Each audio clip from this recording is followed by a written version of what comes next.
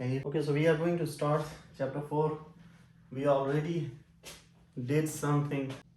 We started something in the last lecture. We talked about the properties of the natural number, real number, rational numbers. We talked about the floor of a number x and some basic things. In the article which I sent to you last night, it tells about the the applications of number theory in your field.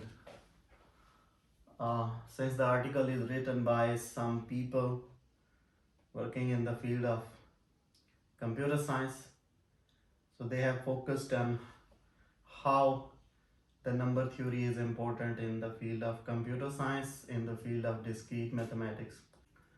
Since in this course we are talking about the discrete mathematics for computer science only, so we will consider only the applications of number theory which are useful in computer science. Every chapter we are moving with something new to build the momentum, to build that how to think mathematically, how to speak mathematically. So we are learning step by step the thing which we started in the first chapter. The first day we said that we will try to learn in this subject that how to speak mathematically. So in every moving chapter we are actually learning the language of mathematics. Chapter 4, this is about elementary number theory, and in this chapter we will try to learn about how to prove something. What should be the points to consider, what should be the points to keep in mind when you are trying to prove something. So first we will try to learn this, and then we will talk about the applications of number theory in the field of computer science. And of course, the important thing for us here is the application of number theory in algorithms, because for you people, the only importance of number theory will be when you will be dealing with the algorithms in your major. When you will move to your major courses, then you will use this mathematics in your major. I will share the handwritten PDF in the group, and then later you can read it. So first, you already know about the properties of numbers.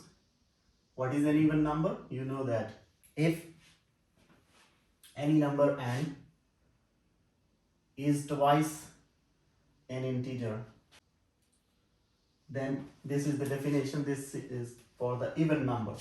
So if you are talking about the even number, it is simply twice an integer, or you can say 2k. If n equals to 2k, where k is any integer, then this n is actually an even number. Similarly, for the odd number, if the number n is twice an integer plus 1.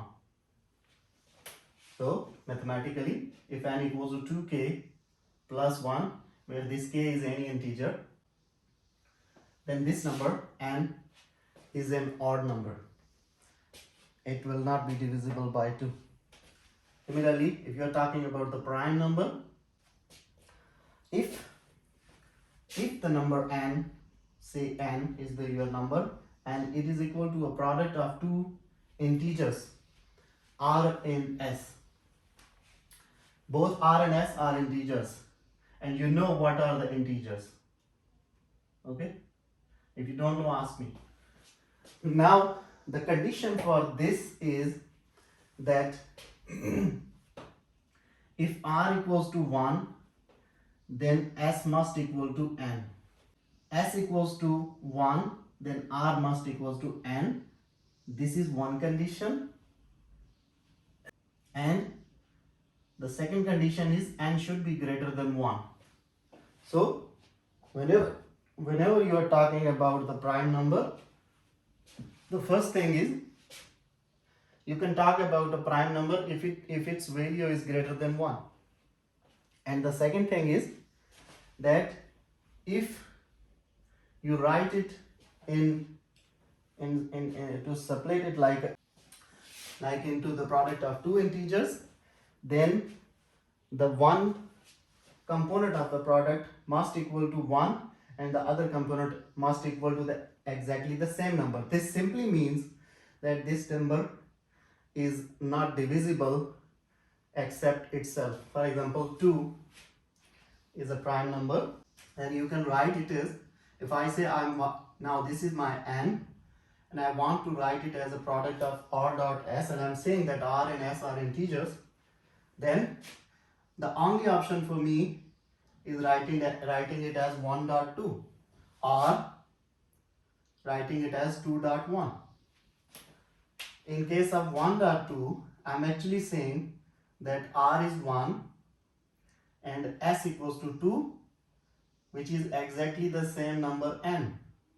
Similarly, in this case, I'm simply saying that R equals to 2 and S equals to 1, but 2 is exactly my number N. So, whatever the factors are, one of them must equal to 1 and the other will be equal to the exactly the same number. And the fourth important property is the composite number. If a number N is written as the product of R dot S, and I want to say that this is a composite number, then this R dot S must follow a rule. The first rule is N should be greater than 1, and the second rule is that the value of R should never be 1 and it should never be N. Similarly, the value of S should never be 1, should never be N. So none of them can equal to exactly N and none of them can equal to exactly 1. So R will be in between, S will also be in between. So any number, for example 6, if this is my N and I'm writing it as 2.3, then I'm saying this is my R and this is my S, and the product of these two numbers is giving me the number N. Now if you look at the R, the value of R is 2, which is not equal to 1. Also the value of R is 2 and it is not equal to 6. So the value of R is neither 1 neither N. Similarly, S is 3, which is not equal to 1, also not equal to N. So both the components R dot S, both the integers, must not equal to 1 or N, and they should be in between 1 and N. Yes, sir. So N can be any number, sir. It can be, yeah, N can be any number, but it should be, if it should follow a rule. For example, if N is 3, then it can never be a composite number, because you can never split this N into a form R dot S such that R is not 1. You can only split 3 into the components 1.3. There is no other option for you. We are talking about the integers. These components must be integer. An integer is a whole number, is a complete number 1, 2, 3, 4 up to infinity. So this number can never be a decimal number. Like you cannot talk about the product of something like these numbers. These are not integers. These are in the decimal, these are rational or something else. But here, if you split the whole number N, this is N, and if you split this number into factors of integers, two components of integers, then you will check what rule these two components are following. One, I give them names R and S, so you will check. Now in this case you can see that R equals to 1, S equals to N, and I know that this rule was, and also N is greater than 1. I know these two rules were defined together for a prime number, so I can say that okay, this number is a prime number. Similar, first way of proving something. Now we are talking about how to prove some theorems, things like that. So the first is constructive proof. What comes in your mind when you talk about constructive? Building something. Yeah, step by step construction. In this kind of a proof, which we are just simply explaining, you have a lot of theory in the book, you can read it. In this kind of proof, you can talk about a finite number of elements, because if you have, for example, if you are constructing a house and you are connecting the bricks together one by one, now you can deal with only finite number of bricks. Let's suppose 10,000, 1 lakh bricks, you can connect them together, but the number will always be finite. It will never be infinite.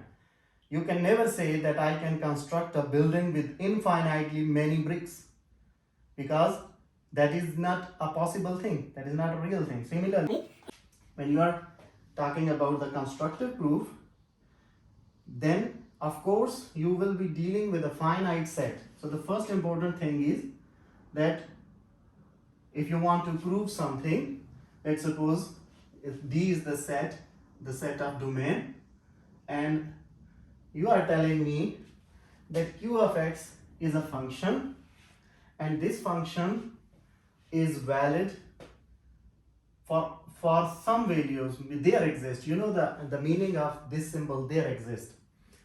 For there exist, you know that if you can find only one value in the whole set D which satisfy this function, then you are done.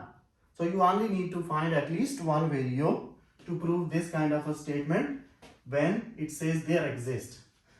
So there exist actually means there exists at least one value in the set of D, such that whenever I plug in that value into the function Q of X, it satisfies.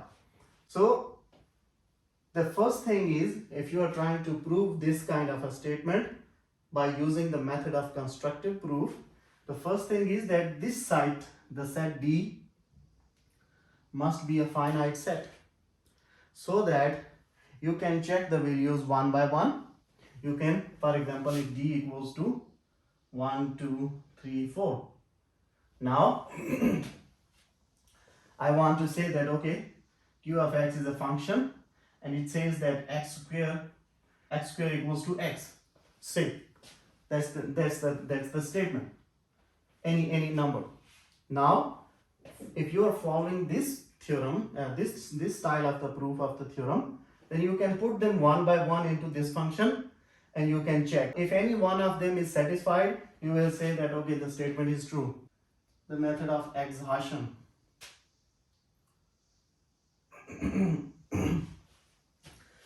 The same statement, if you have a statement x belongs to D, but in this case this symbol is changed such that P of X or Q of X, if we are following Q of X.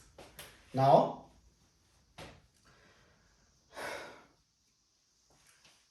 what we have to do, what we have to prove, focus on this thing. It says for all values of x in D, the function Q of X satisfy. So it means you have to check all the values of D for a function Q of X to satisfy. If any single value does not follow this rule, you will say this statement is wrong. So actually you will start from first element. Let's suppose these are the elements of the set and so on, and I'm saying that these are the elements of the set D. You actually have to put them one by one, pick up x naught and put it into the function. If it's satisfied, okay, this value is okay. Then x1, then x2, then x3. Anywhere at the kth stage you fail, and when you put this xk into the function q of x, your rule is not satisfied, then you stop here. Okay, stop here, no need to go further, because I was actually interested to find one value which can violate this rule, and I found it at the kth position, so I'm done, and I can simply from here and here stop and say that okay, this theorem is wrong, this statement is wrong, because I have a value xk which does not satisfy this rule, therefore this symbol does not hold for this statement. Again, now this is the method of exhaustion, means you need to check all the values. For method of constructive proof, if you have 1, 2, 3, 4, you can pick up any value, let's suppose 3, and put it into the q of x, and if it's satisfied, you don't need to do anything for the other values. Just pick up any value, if it's satisfied, say that okay, my statement is true. In the method of exhaustion, you cannot only depend on any one value which can satisfy. You actually have to check all the values, and all the values should have to satisfy. Methods are same. You are actually, in both the methods, you are actually trying to put discrete values into the function. So methods are same.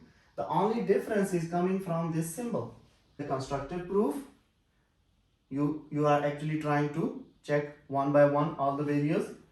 Similarly, in the method of exhaustion, you are trying to build from the first value to the final value. So the methods are, both these methods are actually same. The difference is coming from the statement.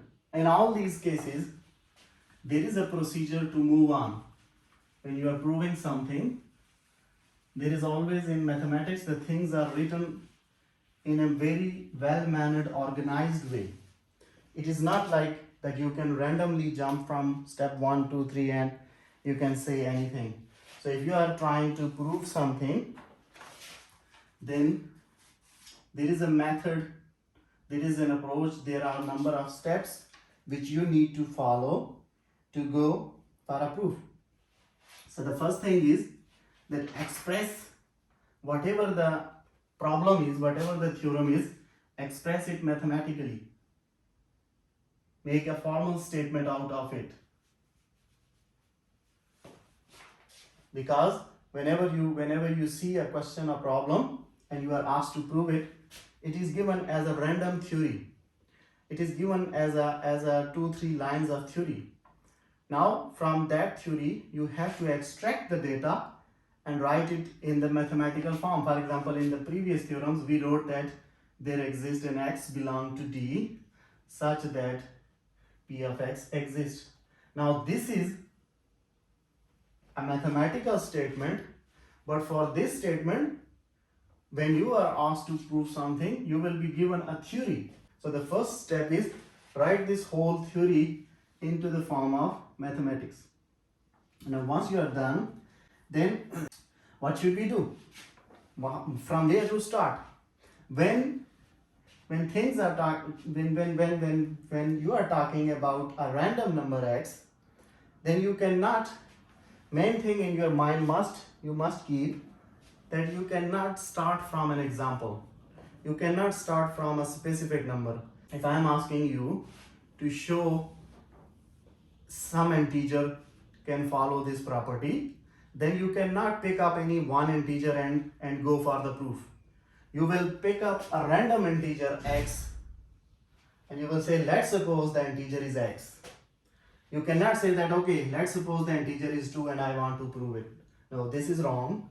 You will actually pick up a random integer x and you will go. So the second step is, once you have written the statement formally, the second step is that suppose whatever the given data is, suppose those values in the form of random x,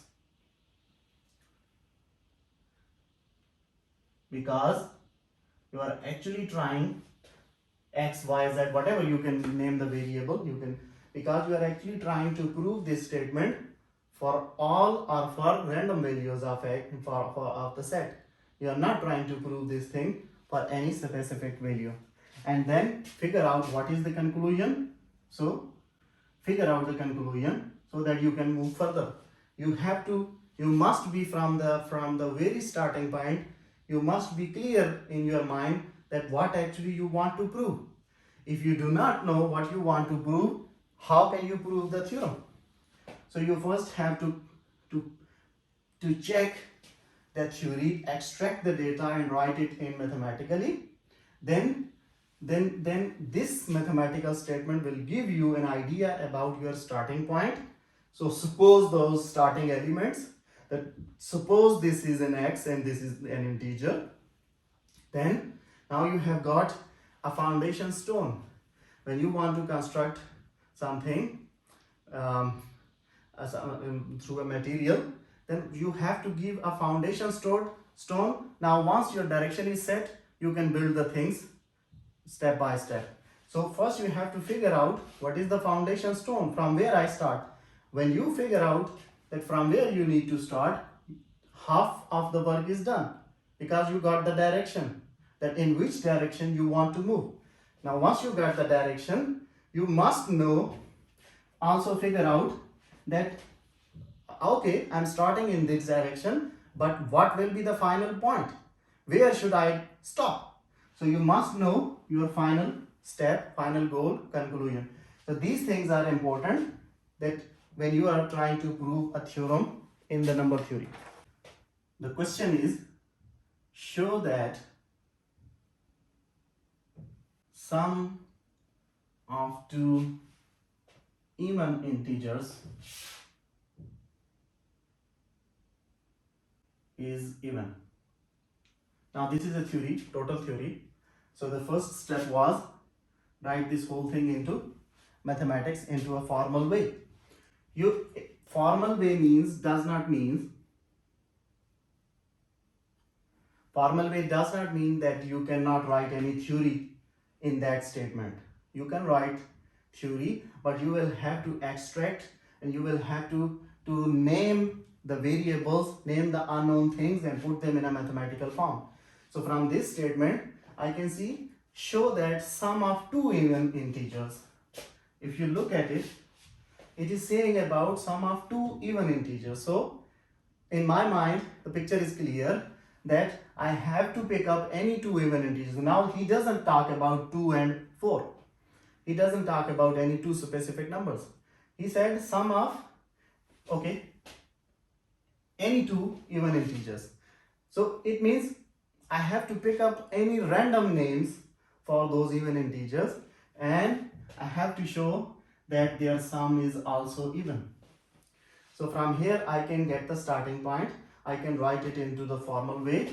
Now since any two even integers, or you can say sum of all in this statement, actually now here the meaning, if you go back to chapter 3, if you have read the theory, the word all doesn't fit here. The word any fits here, but this any, if you go back to chapter 3 theory, there we said that sometimes the word any will convey the meaning of all. Sometimes the word all doesn't fit according to the English rules. So according to the rules of English, I cannot fit all here, the word all. Here only this word is suitable, any, but actually this word any is giving me the meaning of all. The rule is valid for all the even integers. When you sum up two even integers, the final answer will also be even. So I will write for all even integers, what are the names? Let me say m and n. For all even integers, so for all integers, okay, we can write it like this. For all integers mn, if m and n are even, then m plus n is also even. Now, this statement is total theory, and this statement has some mathematics, and it gives me some further idea then how to move. So actually I can get the idea that okay, I will go with the mn and I will try to add them together to get something final out of it. So you keep in mind that my starting point is m, n are even integers, and then I will work. This will be my work. I will do it, and my conclusion is that m plus n is even. So this is the whole body of my proof. So whenever if I'm trying to prove this, I will start writing proof on the heading. First I will write this, then I will figure out the starting point and I will assume the things. Then I will use my previous knowledge, which I already know from algebra, from basic math. I will use those basics and I will try to get this thing. So starting from here, using the method, I will try to get this thing. In this way, you always do the proof of theorem, and on the page, keep in mind, you always write proof, and once you get this result, you always write hence whatever the thing is proved. So this final line will tell me that okay, the boy is done, he has proved it. And this line, proof, will tell me okay, the boy is starting from here to prove the thing. So these are the two important things. The proof finishes here and starts from here. So the first heading must always be proof. You should write the heading proof. I do not do the things like you have been doing while submitting your homework. I have always to ask you, every time I need to ask you to write your name. If I do not ask, you do not write your name. First, let me say m, n are integers, even integers. Now for the even integer, I know the rule that an even integer will be twice some other integer. If m is even, then m equals to 2r. If n is even, n equals to 2s. Now this r and this s I must mention here where r and s are integers. So this thing is important, this line. If I write m equals to 2r, n equals to 2s, so far I am right because I know in my mind. But actually I want to convey this to another person. If I do not write this line, then the other person will never know what is r and what is s. So you have to complete step by step, you have to convey the information completely, that what are you defining the new thing. I defined, first step was I defined mn and I give them a name. I said m is an even integer, n is an even integer. Now in m I use the concept of the even number and I wrote it that m equals to 2r. This is the rule of even number, that an even number must be twice of an integer. And I have to define that what is r and what is s. Now the second step is what I want to get. I actually want to get m plus n. So if I want to do m plus n, this simply means I want to add their values, 2r plus 2s. Now how did you do that? You actually substituted their values. what did you do? You actually substituted these values into m and n. So actually it was m plus n, but for m you substituted the value, for n you substituted its value. So you will write that substitution by the rule of substitution. Now third step is this equals to 2 into r plus s. So what did you do? You actually factored out 2. What did you do? You actually took common, you saw that 2 is a common factor of both these elements. So all this thing is your previous knowledge. You are using the previous knowledge. You are actually starting from here and you want to reach the conclusion. And this was your starting point for the proof of this theorem. You started from here. Now in between, you will always use the previous knowledge of mathematics to get the conclusion. Now 2 into r plus s. Now m plus n is coming ahead from here. 2 into r plus s. What is r? R is an integer, s is an integer, and you already know that if r and s are integers, then their sum, let me say k, r plus s is equal to k. This will also be integer.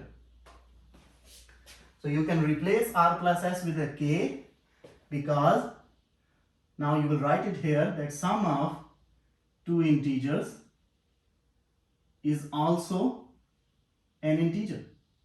So you will mention this step here. Now what is this? This is actually 2 times an integer. What does this mean? This means this whole thing is even. If this whole thing is even, this means m plus n is even. Hence, proved that sum of two even integers is even. So what actually we wanted to learn, that we have to pick up the starting point, then we will use the previous knowledge to build our construction, and then on the floor we will get the final result, we will get the conclusion. Always some things to keep in mind. I'll just explain them briefly. They are written in detail in the book when you are proofing, when you are doing proof of theorems and blah blah. The first thing is that copy the statement on paper. Whatever the statement is given to you, just copy it on the paper, write it on the paper. Then second thing is clearly mark the beginning. You must, I told you already that you must mark what is your assumption, what is your starting point, from where you want to start, and at what point you want to stop. So your starting point and your stopping point must be clear. So you have to make it clear. Third step is make it self-contained. The whole detailed theory is written in the book. You can read it. Self-contained means, like we have done a proof here, after every step I was writing what I have done. So provide every detail after every step. This is just like that if one of your classmates missed the class and you actually want and he actually wants to learn if whatever you have studied in the class which he missed, and he don't know anything about it. Now if you are going to teach him, then you actually have to go step by step. You have to explain every step to him. Similarly is the case here. When an examiner, if I am teaching here now at this time, actually you are the audience and I am your teacher.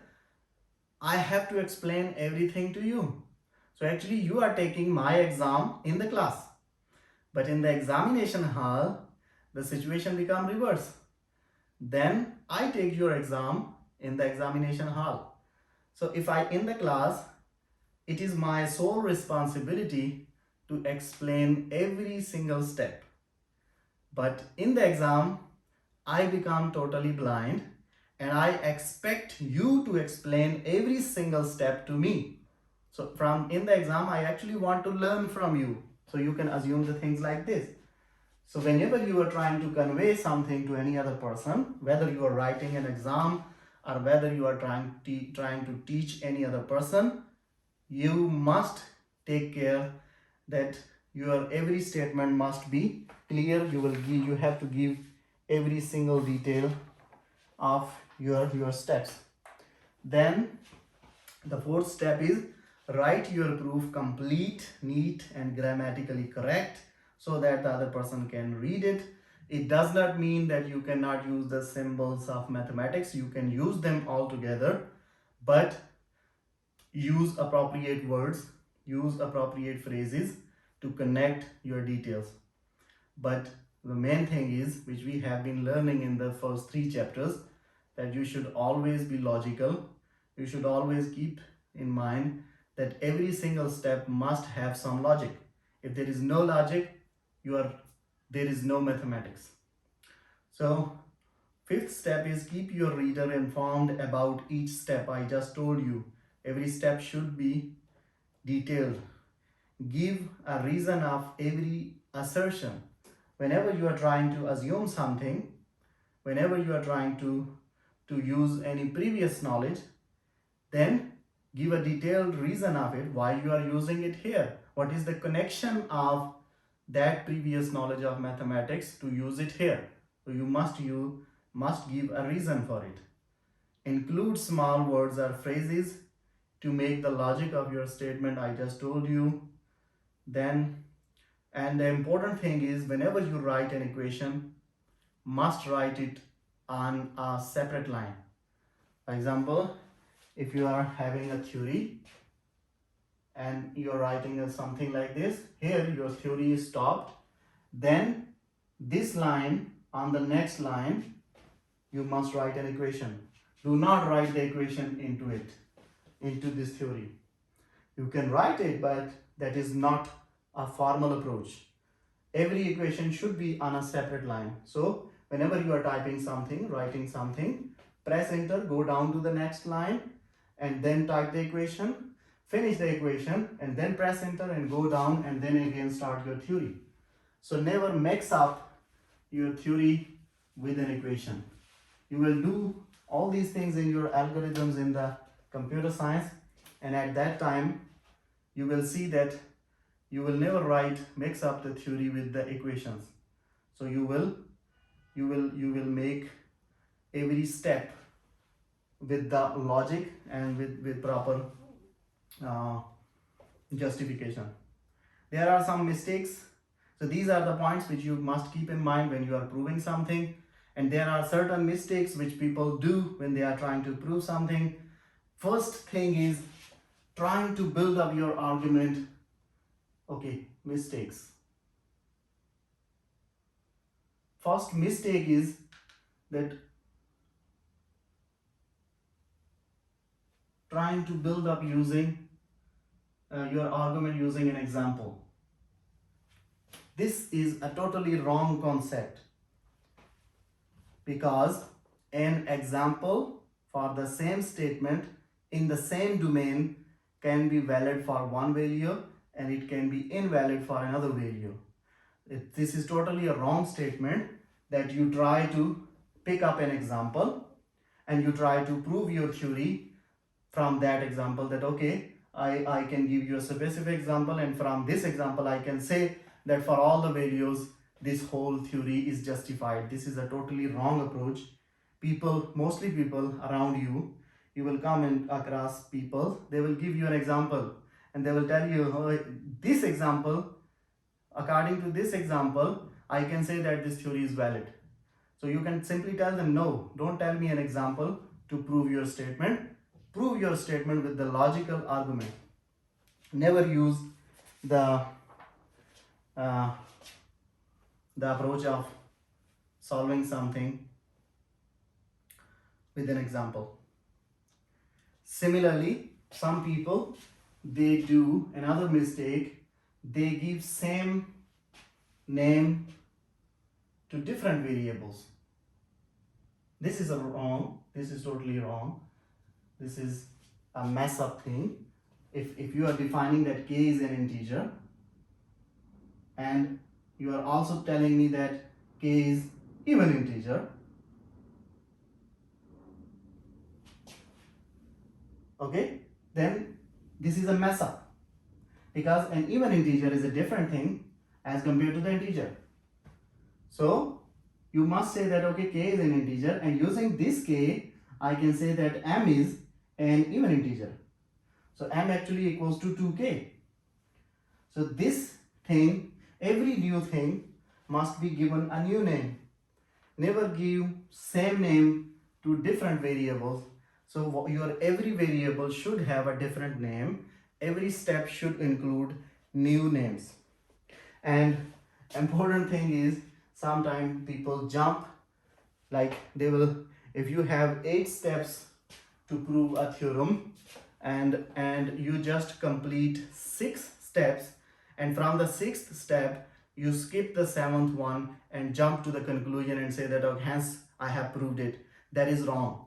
You are not allowed to skip any single step when you are explaining something to other person. So this is an important thing for you people, that I have seen most of you, they just try to write the statement, question statement, and they will tell me, they will write 2 steps and give me the answer. They will try to give me the answer. I know you can do this thing in your mind, you can do this thing on calculator, in computer, on a rough page, but I am not interested about the conclusion. I am interested about the way which you followed to reach that conclusion, because that way, that whole path, if this is your starting point and this is your way to reach the conclusion, this is the conclusion, then one person can directly go from here to here, and one person is actually following the real path to go here. Now you can see this person, he spent only 3 seconds to jump from this point to this point. What is the meaning of learning? In 3 seconds, what can you learn? The other person who is following all these obstacles, who is struggling all the time to reach the conclusion, and let me say, okay, if this is the water surface, and that this guy went into the water, swimming all the time and reaching to the conclusion. Now what is the difference? This guy, he just flew from this point to this point, and this guy, he's flying, but he also went into the water, he is also swimming. So this guy knows the pleasure of swimming. This guy knows that what it feels when you go down deep into the water, and this guy doesn't know that. So who is better? The one who is also flying, he flew from here to the surface of the water, and from there he was swimming down deep into the water. There he saw some fishes, there he saw some down earth, and then he came out, and then he came to the conclusion. So always, this is the beauty of your goal. If you follow a shortcut path to achieve a goal, ultimately at some further stage, when you will there, because now at this point, okay, let me tell you another thing. Now there are 2 people sitting here. There's 2 persons. One of them came from the shortcut, the other came from the whole obstacled path. Now both of them are at the same point, at the same conclusion. Now I know that you got the conclusion. I also know that this guy is not much better, so he just copied and jumped to the conclusion. This guy is hardworking, he did all the effort, he came to the conclusion. I know, I ignore it, but after few days, I am moved to another place. Now there is a new teacher arrived here, and he also looks at you that okay, you 2 people are standing at this point. Now he doesn't know about this story, because he is new teacher. This story was actually belonging to me. The new teacher only knows that you are standing at this point. Now the new teacher will expect that both of the guys are of the same level. Both of the guys, they have followed the same path which they were expected to follow. So he will give you a task according to this level of difficulty, not according to the shortcut level of the difficulty. So what will happen on the next stage? Either you will have to cheat again, if you find some cheating, you will succeed again. But there is a risk, there is a big risk that if you do not find a way to cheat, a way to get a shortcut, at this point you will fail. Okay, now step by step. If you got a cheating here and you reach here, now again at this point you people are at the same point. If you find a cheating, the person of the shortcut path, so both are at the same point. But from here again you will have to move to another point with another teacher. So the things will continue, and ultimately you will not always find a shortcut. Ultimately you will fail somewhere, and if you will fail at any point, you actually go back to the starting point. You actually fell down through the whole surface, and you will actually fall down to the original position. So what did you do with the shortcut, with the cheating? You actually done a lot of damage to your whole journey. So the same concept is coming here, that never jump to the conclusion. Always try to figure out whatever is happening. If you do not understand, you can take help. Taking help is not a bad thing, but cheating is a bad thing. So never cheat, but you can ask. Do you understand what I wanted to say? Yes. Good.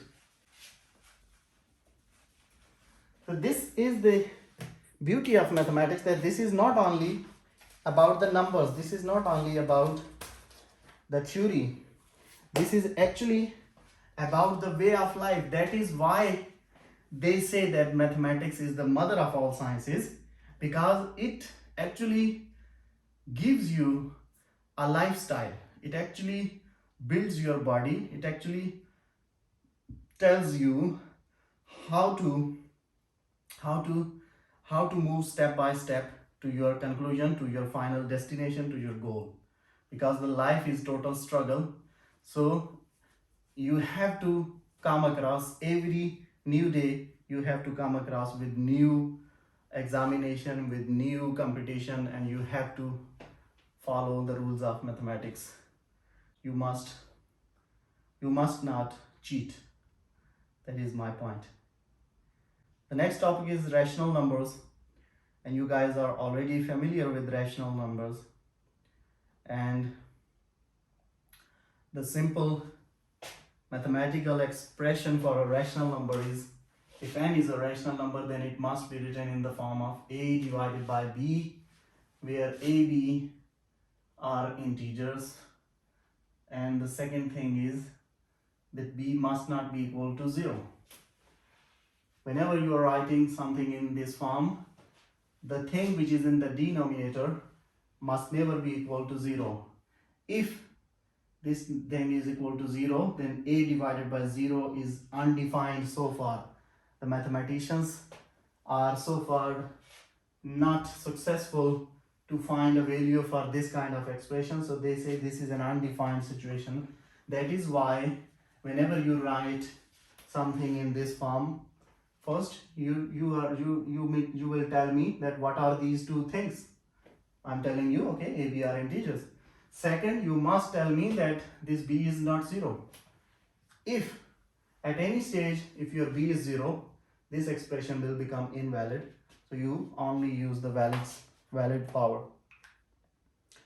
Then there is a definition of zero product, and it says if none of two integers is 0, their product can never be 0.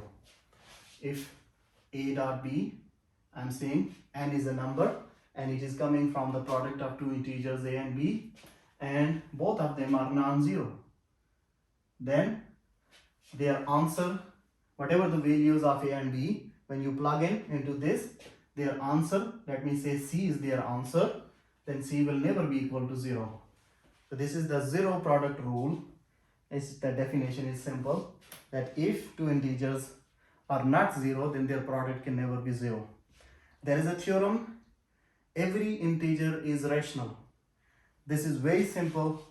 You can prove it. You can tell me what is you can use the method of constructed proof here, or the method of exhaustion. One will never find any counterexample to disprove the theorem. The theorem is every integer is rational. For example, I am saying 1, but for the rational number I need a form a divided by b. So I can write 1 as 1 divided by 1. So a and this is b.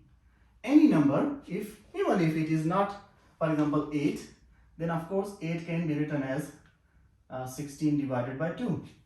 Now what is 16? 16 is an integer. I am saying a is b. For this number, I can write this. But if I have a number which can never be written like this, still I can write it in the form of a divided by b. For example, 7, I can write it as 7 divided by 1. So every integer is actually a rational number. But the condition is it should be integer. Next thing is, for all real numbers, okay, this is the theorem and we will prove it. This is the theorem. For all real numbers R and S, if R, S are rationals,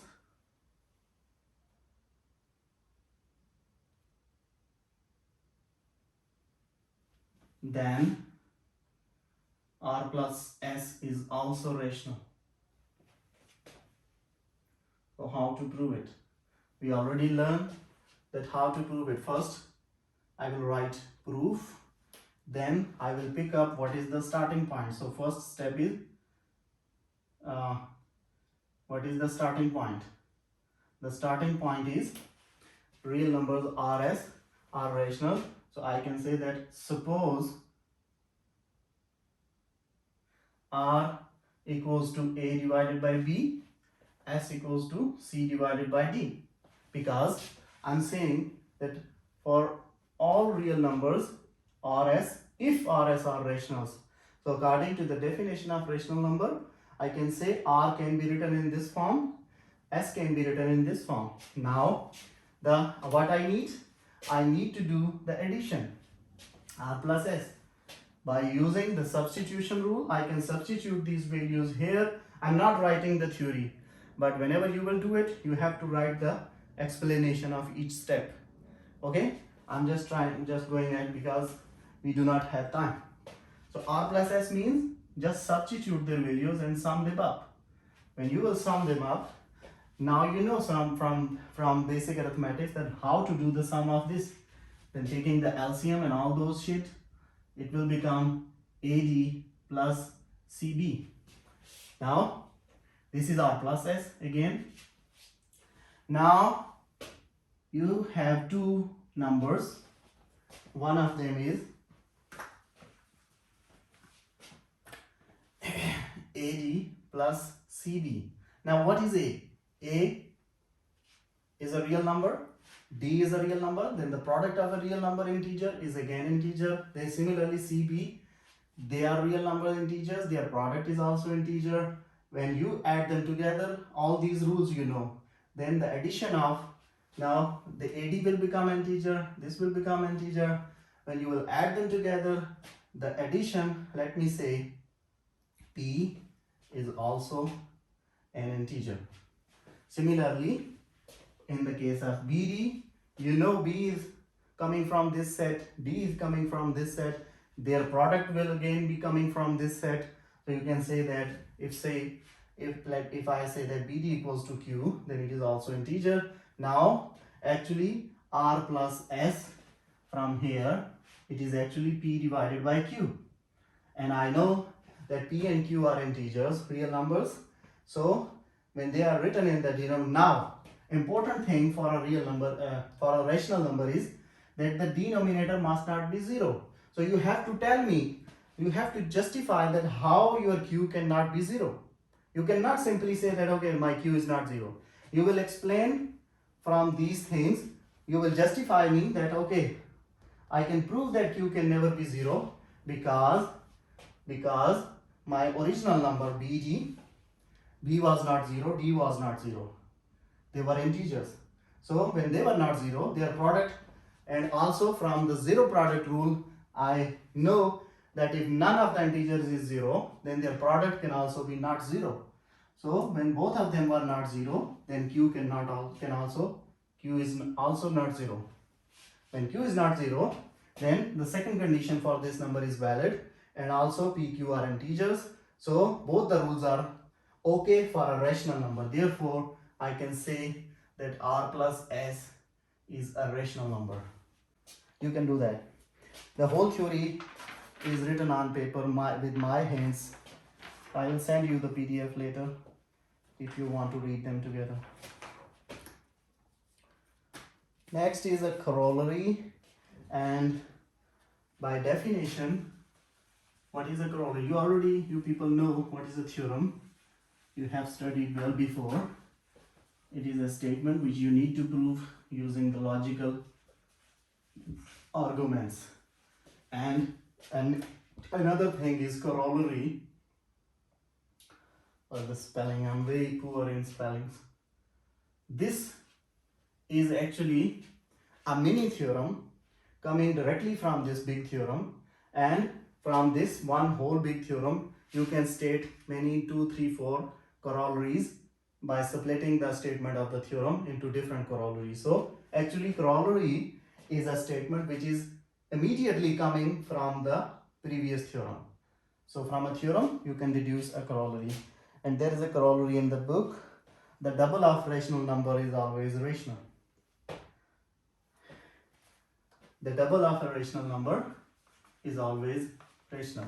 Now, if I am saying that r is rational, if I want to prove this corollary, I am saying r is a rational number, then what is the double of this r? This is actually r plus r. Now, I already know a rule that sum of, what is r? This is a rational. What this r? This is a rational. Sum of two rational numbers is rational. I know this from a previous property, from a previous theorem. So in this form, I can justify using this rule. Therefore, I can say actually this step was hidden. The statement was telling me r, and it was telling me 2r. Statement was telling me that r is a rational number, and I am saying 2r is a rational too. But in between, the hidden part is this, and this hidden part I already know from previous knowledge. Therefore, I need to write this step and I am done. If I do not write this step, I simply put some theory, I'm not done. So actually, to prove to us, this is my assumption that r is a rational number. This is my conclusion that 2r is a rational number. But in between, this step was missing. So that is the important, that you cannot jump from one thing to another without explaining the middle part. For me, this is important. If you will not give me this, I will not accept your theory. I will not accept your corollary. So you have to give me the middle part. That's why you construct a proof in a proper order.